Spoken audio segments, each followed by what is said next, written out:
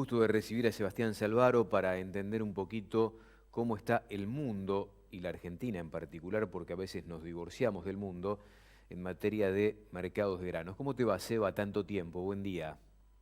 Buen día, Silvio, ¿cómo estás? ¿Todo bien? La verdad que muy bien. Bueno, un gusto verte, un placer siempre poder conversar con vos y escucharte sobre todo en el análisis de los mercados. Tengo entendido que ayer fue feriado en la Argentina, pero en el mundo se trabajó y se trabajó con mucha firmeza, con precios a la suba en los mercados de granos. ¿Qué es lo que está pasando con la demanda? Bueno, primero que nada, gracias por la invitación, también un placer para mí. Y te diría que metiéndonos un poquito con las variables del mercado, venimos de un último informe de Luzda que ha sido muy favorable desde el punto de vista de que la estimación de la demanda en general a nivel mundial la sigue confirmando. Dato que si vos me lo preguntabas previo a ese informe, lo teníamos como un gran signo de pregunta, más allá que obviamente de aquí en adelante tiene que ir confirmándose todas las semanas cómo exporta uno, cómo exporta otro y demás. Pero después de ese informe hubo una reunión entre lo que antes llamábamos el conflicto comercial China-Estados Unidos, ahora lo llamamos negociaciones, cambió un poco el perfil, las formas y el fondo de lo que están tratando. Y en esa conversación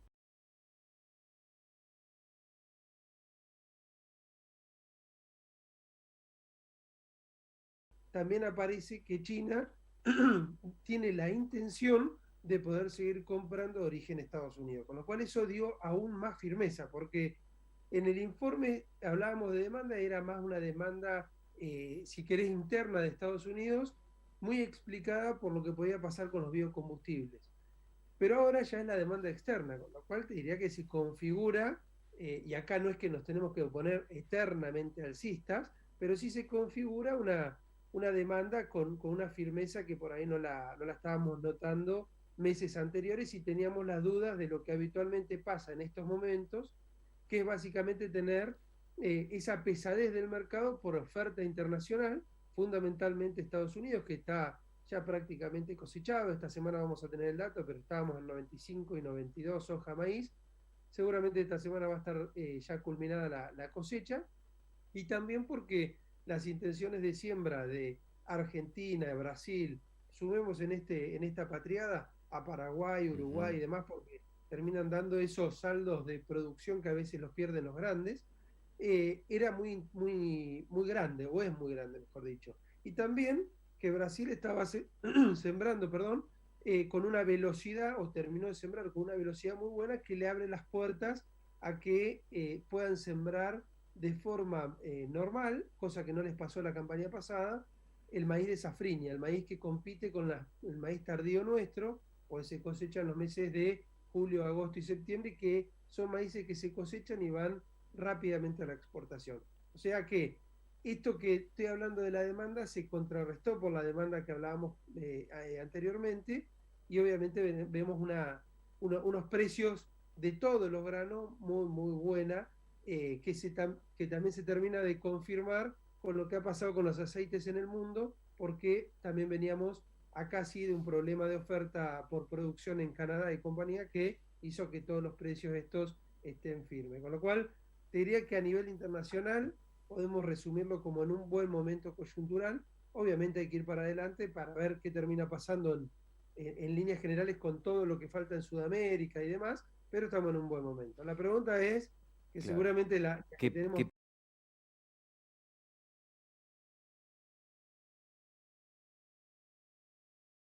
pasando puntualmente ahí? eh, te diría que se está cumpliendo la profecía, ¿no? Porque Mm. después de las pasos hasta acá, es como que la velocidad de deterioro por intervenciones locales se esperaba, tal vez a una velocidad más lenta, y fue rapidísimo, y hoy estamos hablando del control de los cupos de exportación de maíz, de trigo fundamentalmente, y que obviamente eso se traslada a lo que técnicamente llamamos el FAS teórico, o dicho rápidamente es cuánto me pagan de lo que me pueden pagar, o de lo que potencialmente me podrían pagar. Entonces, ahí aparece los descuentos sobre esos precios y obviamente la destrucción de valor, porque eso no es que solo lo captas necesariamente la cadena, es una destrucción de valor por costo argentino que lo hemos visto, y yo esto lo vengo repitiendo mucho, en los peores momentos de intervención de Argentina, llegamos a tener descuentos promedios anuales de más de $120 en trigo y más de $80 en maíz.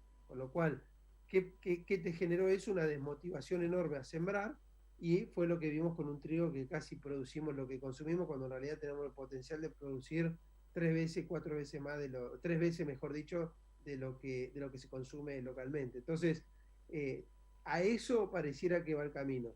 La parte buena es que el productor agrícola en general ha avanzado rápidamente con las tomas de decisiones comerciales, y tiene una posición muy interesante de trigo tomada, de maíz tomada, y no así en el caso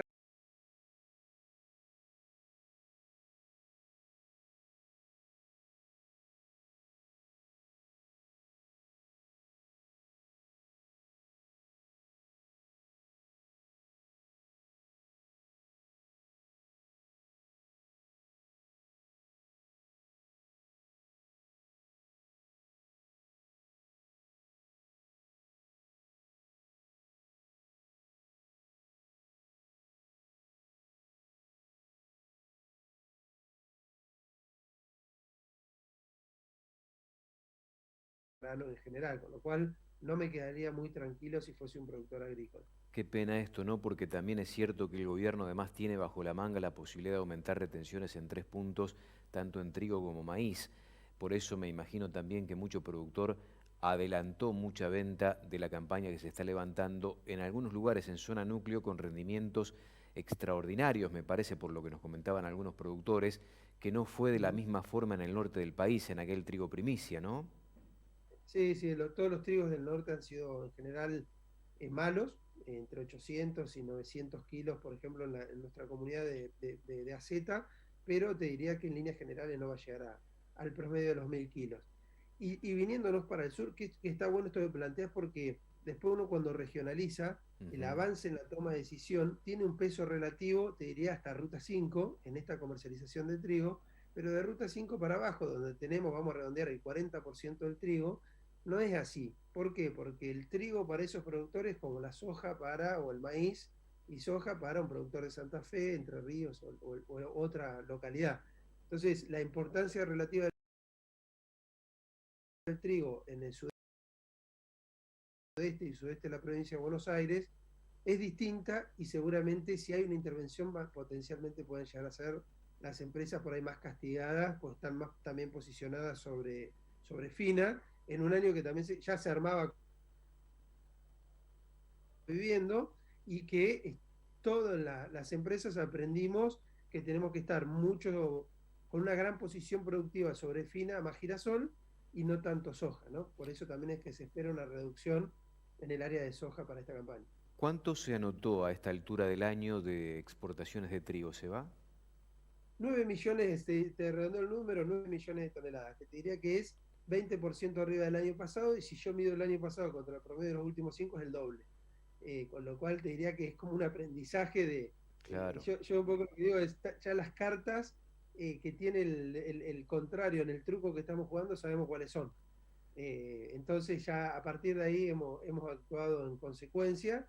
Te diría que la preocupación de las empresas agrícolas para adelante está mucho más vinculada a la campaña 22-23 que a la 21-22, o la 21-22 ha ido atado grandes cabos, un poco de financiamiento, un poco de toma de precio.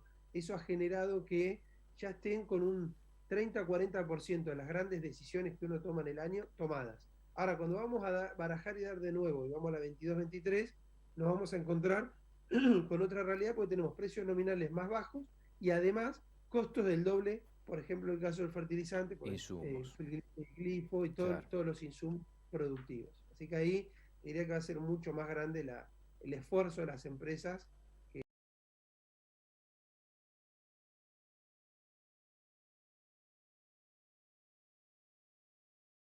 cómodos hablando de 20 millones de toneladas. Ujú. Después de esa helada, me parece que estamos un poquito más cautos, y obviamente a la espera, ¿no? Siempre decimos que después de heladas tan grandes como esta, las conclusiones las sacás 10, 15 días después, y recién ahora los disparadores de seguro están dando un panorama de cuál fue el daño potencial que haya habido. Con lo cual, te diría que entre el orden de los 19 y los 20 millones de toneladas deberíamos estar. Y como siempre digo, esta campaña se sembró para eso, ¿no? No, tecnológicamente te diría que ha sido de los últimos años la mejor. Y cuando uno dice tecnológicamente, digo, ya no solamente en qué variedad se sembró, sino también en el paquete tecnológico de fertilizantes y sobre todo en la forma de siembra, ¿no? Que hay mucha tecnología ya aplicada en la agricultura de precisión, llamémoslo, de precisión de fina. Te diría que 20 era el número. Después de las heladas tengo mis recaudos, pero tenemos que estar ahí entre 18 y medio, 19 y 20, digamos. Y con estos números que manejan ustedes, ¿cuánto más podría exportar la Argentina más allá de esto que anotó? 9 millones de toneladas de esto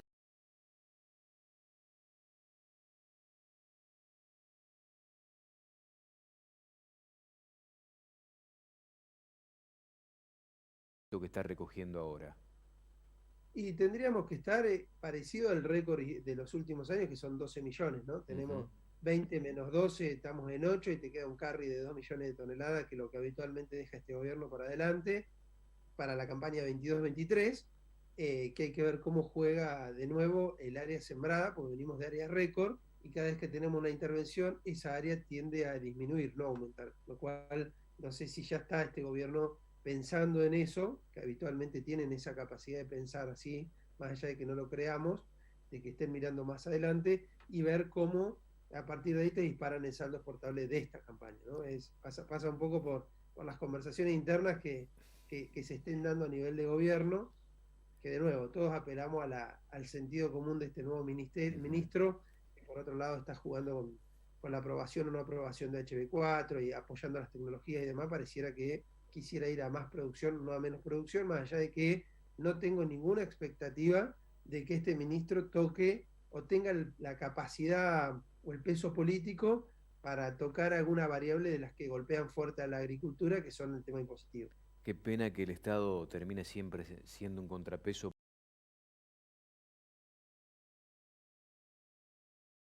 ¿no? Basta con mirar qué es lo que pasa en Secretaría de Comercio, que a veces parece tener más poder que algunos ministerios, donde evidentemente las señales no terminan siendo demasiado claras para aquellos que tienen que invertir todos los años. Totalmente, totalmente. Sí, lo vimos este fin de semana con frizar precios de la carne, ¿no? Que Sí, por un fin de iba a volver semana. super Totalmente ridículo, ¿no? totalmente ridículo. Y de nuevo volvés con esto que decía al principio de que acelerás los problemas, ¿no? Tuve la oportunidad justo de transitar con pymes de supermercadistas esta semana, este fin de semana, amigos, ¿no?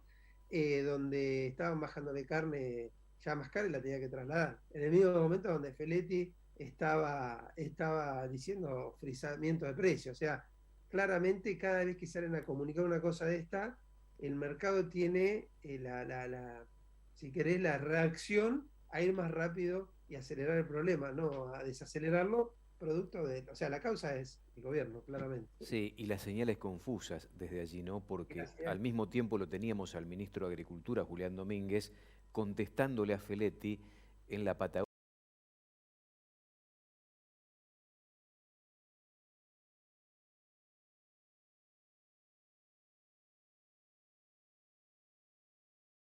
¿no? En eventos productivos, donde decía, entre otras cosas, que él no estaba de acuerdo con levantar las retenciones a partir de los rumores que se generaron en materia de exportaciones de carne vacuna y diciendo que el productor no es formador de precio, porque en realidad se lo decía al productor porque estaba en medio de ellos, pero el productor sabe muy bien que no es formador de precios. Era en realidad un tiro por elevación a Feletti que estaba pensando otra cosa en el ámbito del mismo gobierno. Se hace muy difícil, ¿no? Proyectar Muy con este nivel de contradicción dentro de una usina de poder que está generando permanentemente respuestas totalmente contradictorias, lo que en definitiva atenta contra la inversión. Esa es la pena que tenemos, totalmente, ¿no? totalmente, sí, totalmente. Por otro lado, también es ese contexto y la creación de ese contexto también. Nosotros nos preguntamos a nivel de empresa, digo, ¿qué tengo que hacer para que mi Claro. empresa la lleve puesto el contexto, ¿no? Porque a veces también es un ida y vuelta. En este caso, creo que nos ponemos de acuerdo rápidamente cuál es la causa del problema, pero para cambiar esa causa, creo que también tenemos que ponernos de acuerdo y ver qué tenemos que hacer a nivel de empresa para poder cambiar esto, ¿no? Porque digo, ¿cuánto vale mi empresa hoy? ¿Cuánto va a valer pasado mañana si esto se profundiza o si esto cambia? Sería la pregunta, ¿no? Un placer como siempre, Sebastián. Gracias por estar. Te mando un abrazo grande. Un abrazo. Sebastián Salvaro, charlando con nosotros en la mañana de Mercado Visión. Pausa, regresamos en un minuto nada más.